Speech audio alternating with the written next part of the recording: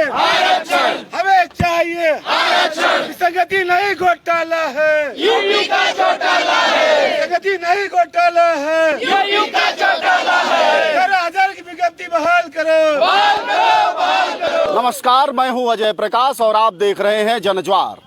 आपका स्वागत है जनज्वार के लाइव कार्यक्रम में। और इस वक्त हम लखनऊ के इको गार्डन में हैं और यहाँ हजारों की संख्या में 200 दिनों से छात्र धरना दे रहे हैं। उनकी मांग है कि भर्ती घोटाले के खिलाफ सरकार कार्रवाई करे और उनकी नौकरियां बहाल करे। बड़ी बात यह है कि अब तक कोई सुनवाई नहीं हुई है। अगले 4 से 5 दिनों में चुनाव होने की घोषणा हो जाएगी और जाहिर तौर पर पार्टियां अपने अपने पक्ष और विपक्ष के साथ होंगी। लेकिन इन छात्रों के साथ कौन खड़ा होगा, इन्हीं से पूछते हैं। बताइएगा भाई साहब। देखिए, आज हमारा 200 दिन हो गया जी। 200 दिन हो गया। मैं एक टाइम भोजन करके यहाँ 200 गुजारे, बरसात में, धूप में, और ठंडी भी आ गई। मगर हम उस विधायक से कहते हैं जो हमारे ही समाज के बैठे हैं, उस मंत्री कहते हैं जो हमारे ही समाज के बैठे हैं, उस सांसद के कहते हैं जो हमारे यहाँ के आके बैठे हैं, वो चोरों जैसे बिल में घुसे हैं। यहाँ दलित पीछो सोचसो हो रहा है, मगर कोई नहीं पूछने आया कि मात्र सिर्फ अनुप्रिया ही दीदी हमारी आवाज उठाई, बाकी कोई नहीं उठाया है। मैं उनसे पूछना चाहता हूं, क्या इसी दिन हम चुने थे उनके लिए? क्या इसी दिन हमने देखने के लिए चुने थे? आज उनकी जरूरत है यार समाज की। आज उनकी समाज की जरूरत है कि हमारे हर वर्ग के समाज के यहाँ ओबीसी एससी समाज के खड़े हैं। हमारे सुख दुख में क्यों नहीं खड़े हुए?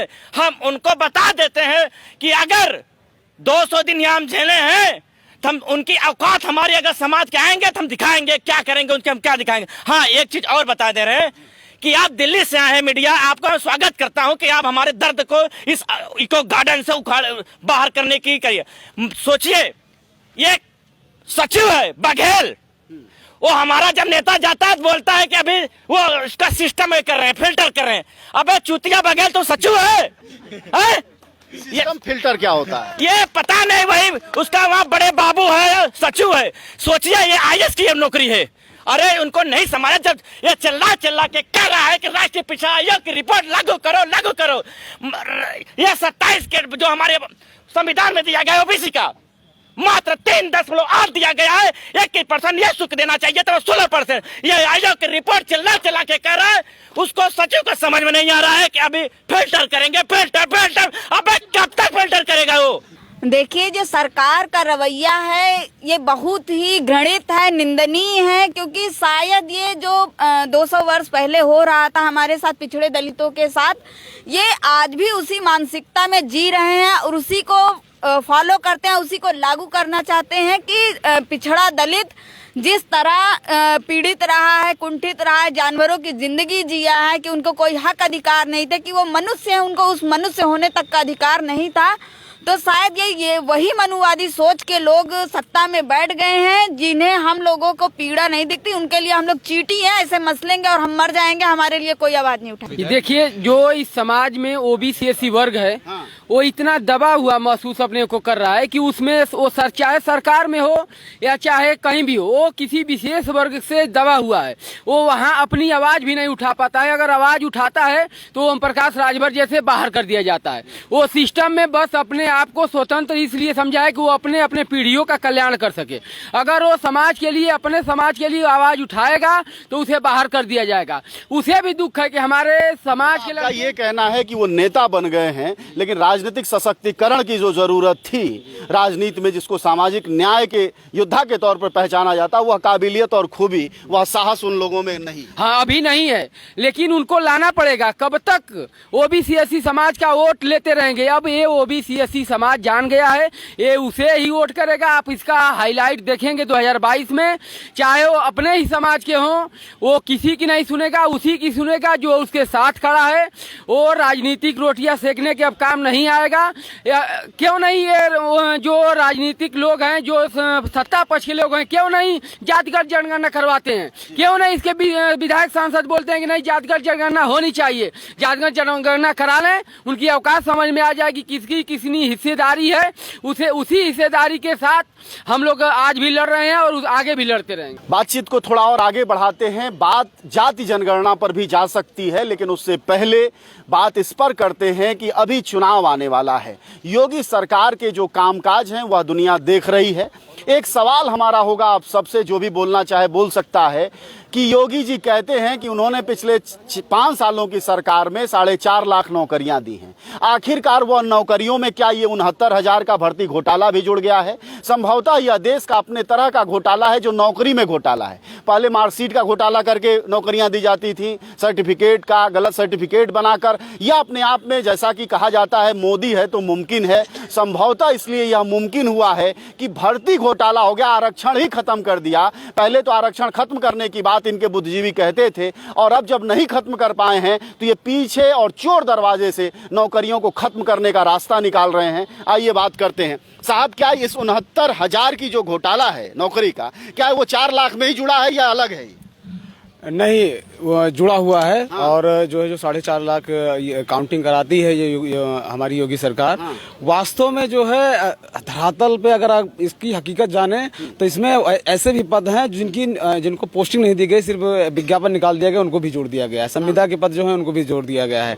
तो ये एक प्रकार का ये भी स्कैम है, ठीक है। क्योंकि आप जो है अगर रोजगार की बात करेंगे तो आप जो सही आंकड़ा वो देंगे आप, ठीक है। अगर देखा जाए, परखा जाए, कई संगठन, कई नेता, संजय सिंह या दूसरे कई नेता मांगते रहते हैं आंकड़े दो, तो आंकड़े क्यों? आंकड़े है ही नहीं है सरकार के पास। एक बार लेखपाल को तो बताया था इन्होंने कि हमने नौकरी दी। अरे वो तो नेपाल भाग गया। हाँ, ठीक है। तो ऐसी नौकरी है, ठीक है। इनके एडवर्टीजमेंट देखिए। हाँ, ठीक है। तस्वीर कहाँ की और लगा के पूरा गुणगान हो रहा है। हाँ, ठीक है। हमने ये बना दिया, हमने वो बना दिया, ठीक है। तो ये सरकार जो है एडवर्टीजमेंट पे जो है खर्चा करती है, हम युवाओं पे नहीं खर्चा करना चाहती, एजुकेशन में ही खर्चा कर।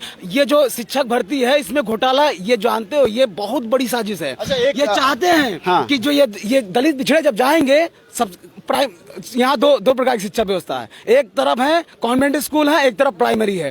प्राइमरी में कौन पढ़ता है? सब ये गरीब मजदूर किसान, इनके लाचार, जिनके पास पैसा नहीं, इनके बच्चे पढ़ते हैं, ठीक है। दलितों के, पिछड़ों के।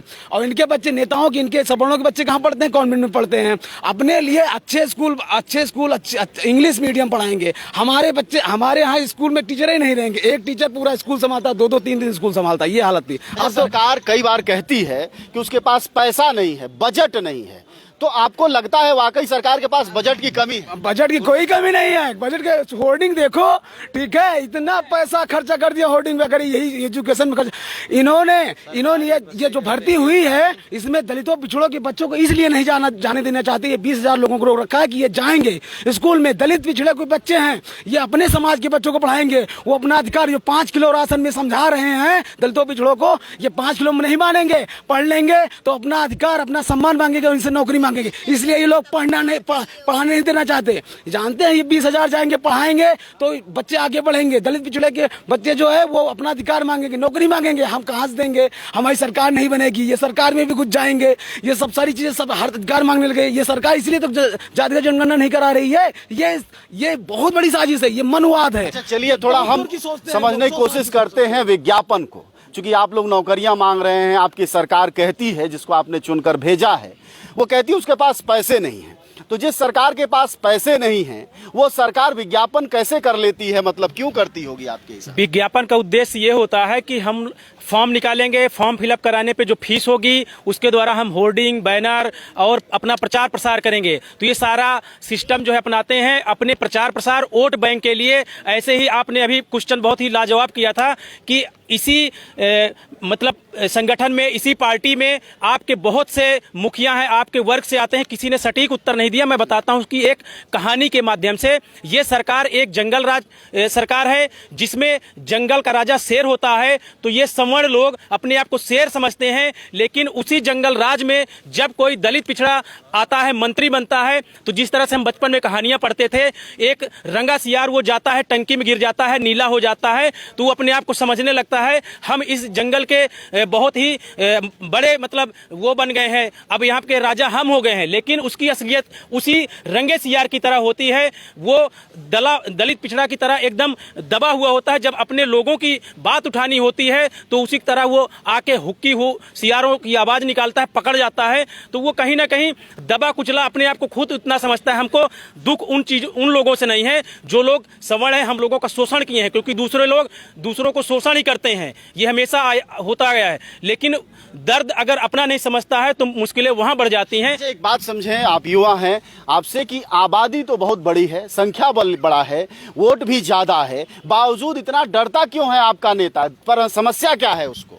डरता वो इसलिए है कि अपनी कुर्सी के लिए, केवल वो अपनी कुर्सी पे सीमित रह जाता है। उपाय क्या है? हर बार यही धोखा खा रहे हैं लोग, तो तरीका क्या है, उपाय क्या है? तरीका यही है कि जो सिस्टम है, जो आपने एजुकेशन हासिल करी है, उस एजुकेशन को आप समझिए, उसकी पावर समझिए। ये अपनी पावर नहीं समझते हैं, लेकिन उसके बाद भी अभ्यर्थी उस पावर को बार बार हनुमान जी की तरह आपको बताते हैं, जगाते हैं, लेकिन वो जागने की कोशिश नहीं करते हैं, कुंभकर्णी नींद में सोए रहते हैं। तो ये गलती उनकी है, क्योंकि वो अपनी सीटों पर सीमित रह जाते हैं। लेकिन मैं ये बता देना चाहता हूँ, ये सरकार, जैसे हम बचपन में सीरियल देखते थे शक्तिमान, उसमें एक रहता था जो कि अंधेरा कायम करता था, साम्राज्य किलमिश, तो ये सरकार उसी तरह है, साम्राज्य किलमिश की तरह दलित पिछड़ों पे अंधेरा कायम करती है। लेकिन वहीं पे हम लोग सारे जितने अभ्यर्थी हैं, शक्तिमान की तरह बनकर अपनी शक्तियों का दिखाते हैं कि हम कितने एजुकेट हैं, और उसी की बदौलत जो शिक्षा मंत्री, जो कि चोर मंत्री हैं, कबूल नहीं रहते, इस सिस्टम को इतना बर्बाद कर दिए। दलित पिछड़ों का हक अधिकार, जो कि इस भर्ती में ओबीसी का 27% की जगह में 3.86% रिजर्वेशन मिला, और एससी का 21% की जगह में 16.6% रिजर्वेशन मिला। हम लोग पिछले दिसंबर में भी धरना दिए थे, जब ये लिस्ट आई थी जून 2020 में, चयनित लिस्ट 67,867 की, तब हम लोगों को, क्योंकि सारे मानक हमने सरकार के लगाए हुए पूरे कर रहे जितने अभ्यर्थी यहाँ पे बैठे हैं, लेकिन उसमें अपना नाम किसी को खोजने पर नहीं मिलता, तो हम लोगों को थोड़ा लगता है कि ट्राई कर लेते हैं। इन्होंने राज्य पिछड़ा वर्ग आयोग, राष्ट्रीय पिछड़ा वर्ग आयोग दलित पिछड़ों के लिए बनाया है कि दलितों के लिए हम न्याय करेंगे, पिछड़ों के लिए न्याय करेंगे, वोट तो ले लिए। तो हम लोग उन्हीं आयोगों पे गए और वहां से फाइंडिंग ये हुई, एक साल की सुनवाई के उपरांत, कि 3.86% रिजर्वेशन ओबीसी को और एससी को 21% की जगह में 16.6% रिजर्वेशन मिलता है। तो पिछली बार भी माननीय शिक्षा मंत्री जी, उस समय हमारे पास कोई आर्डर नहीं होता दिसंबर में, तो भेज देते हैं, बेटा चले जाओ कहीं से एक न्याय अपने फेवर में लेके आओ, हम आपको न्याय देंगे। जब वही न्याय इनका बनाया हुआ बीजेपी का ही आयोग हम लोगों को न्याय देता है, तो इनकी पालन करने में नानी मरती है, क्योंकि कहीं ना कहीं इनको सरकार के ऊपर से बहुत प्रेशर है, डर है कि लतियाए जाएंगे, क्योंकि हमने गलतियां कर दी हैं। तो हमारे लत्ता मंत्री, जो कि स्टूल मंत्री उनका उपनाम है, लत्ता मंत्री हम लोगों का दिया हुआ नाम है, स्टूल मंत्री ओम प्रकाश राजभर द्वारा दिया गया नाम है, तो उनके ऐसे ही नाम है क्योंकि उन्होंने लत्तागिरी अपने वर्ग के साथ करी है। और बार बार हम शिक्षा मंत्री जी को याद दिलाते रहे, तो अभी हाल में 15 दिन पहले बोलते हैं हमारे पास सदन से, मतलब इतना जो सम्मानित जगह है वहां से ये चढ़कर बोलते हैं कि हम यहाँ पे हमको कोई आयोग की रिपोर्ट नहीं फाइंड हुई। हम लोग सुबह अर्ली मॉर्निंग गए, मंत्री जी ऊपर बैठे थे अपने आवास पे, हमने कहा मंत्री जी नीचे आइए, आयोग की रिपोर्ट लेके जाइए। क्षमता नहीं थी, कलेजा नहीं था, नीचे नहीं आए। अगले दिन हम लोगों को डेलीगेशन बुलाते हैं और बोलते हैं हमको आयोग की रिपोर्ट फाइंड हो गई है, इतना इसमें स्कैम हुआ है, उसको हमने कबूला है और आप लोगों के साथ जल्द न्याय होगा। उसके 2 दिन बाद मुख्यमंत्री जी से मुलाकात कराई जाती है, अधिकारियों को फटकार लगाई जाती है कि आप लोगों को 4 महीने से बोल रहा हूं, आखिर बच्चों को न्याय क्यों नहीं दिया जाता। लेकिन आज बुद्धि खराब है अधिकारियों की कि हम किस तरह इस मामले का निस्तारण करें। तो ये कहीं ना कहीं, और उसमें बहुत से हमारे दलित पिछड़े वर्ग से नेता हैं, जैसे अनुप्रिया दीदी बार बार आवाज उठाई है, तो जो हमारी दलित पिछड़ों की आवाज उठाई है वो सरकार में उठेगा, जो नहीं उठाया है वो उठ जाएगा। चलिए, कौन उठ जाएगा और कौन उठ जाएगा यह तो समय बताएगा, लेकिन महत्वपूर्ण बात कि अपने समाज के नेता साथ नहीं दे रहे हैं, और बड़ी बात कि सतीश चंद्र द्विवेदी जो शिक्षा मंत्री हैं, जिनके खुद के भाई को लेकर घोटाले का आरोप है, भर्ती को लेकर आरोप है, उनसे कितनी उम्मीद ये छात्र करेंगे, यह भी कानून व्यवस्था की बात है। खैर, यह मैं समझना चाहूँगा आखिरी तौर पर, जब आपने कहा शक्तिमान और ये, तो मुझे एक चीज़ याद आया कि मोगली ने औकात बचाई थी शेर की। तो वो मोगली कौन है आपके बीच? उस मोगली की तलाश तो है आपको, जो शेर की औकात बताएगा। वो क्यों नहीं मिल रहा है आप?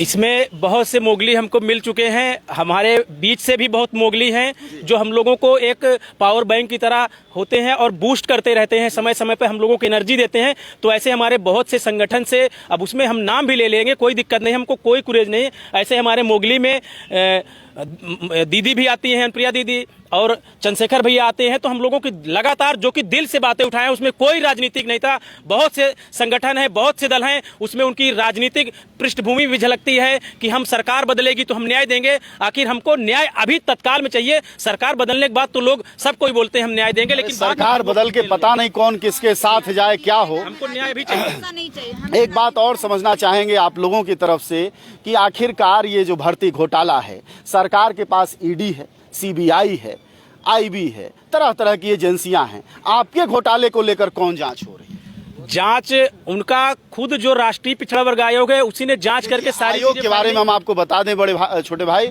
आयोग मतलब मरी हुई गाय, आप सब जानते हैं, ठीक है। आयोग का मतलब कुछ नहीं है। हमें ये आंदोलन कर, लेकिन इसीलिए हमें लेकिन यहाँ पे आंदोलन करना गाय की पड़ रहा है पूजा 200 होती है, दिन गाय की पूजा करते नहीं हैं। तो अगर इसी- ये आयोग की रिपोर्ट जिस दिन आ गई थी, सरकार को चुपचाप हम लोगों के साथ न्याय करना चाहिए था कि गलत हुआ है, रिपोर्ट भी आ गई है, अब इनके साथ न्याय कर दो।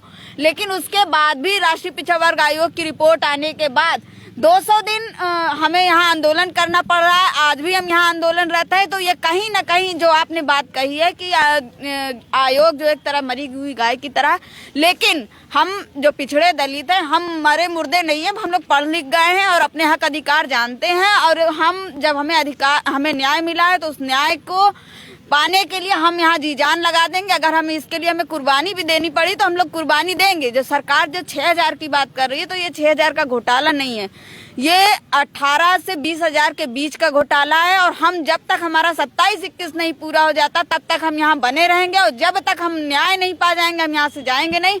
ये सरकार चाहे कुछ भी कहते रहे, हम अपने हक अधिकारों के लिए लड़ते रहे हैं, लड़ेंगे।